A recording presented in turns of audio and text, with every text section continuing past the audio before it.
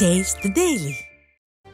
விழுப்புரத்தில் கூத்தாண்டவர் கோவிலில் சித்திரை திருவிழாவை முன்னிட்டு திருநங்கைகளுக்கான அழகி போட்டி நடைபெற்றது. இதில் இந்த ஆண்டின் மிஸ் திருநங்கையாக தூத்துக்குடியைச் சேர்ந்த சக்தி என்பவர் தேர்வு செய்யப்பட்டார்.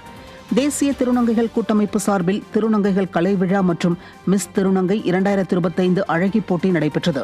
இதில் பாட்டு, நடனம் என பல்வேறு வகைகளில் திருநங்கைகள் தங்களின் திறமைகளை வெளிப்படுத்தினர்.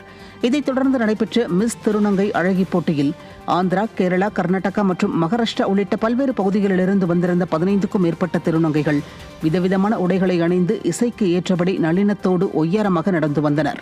இறுதியில் இந்த ஆண்டுக்கான மிஸ் திருநங்கையாக தூத்துக்குடியைச் சேர்ந்த சக்தி தேர்வு செய்யப்பட்டார். 2 மற்றும் 3ஆம் இடங்களுக்கு சென்னையைச் சேர்ந்தவர்களான ஜோதாவும் திபாஷாவும் தேர்வு செய்யப்பட்டனர்.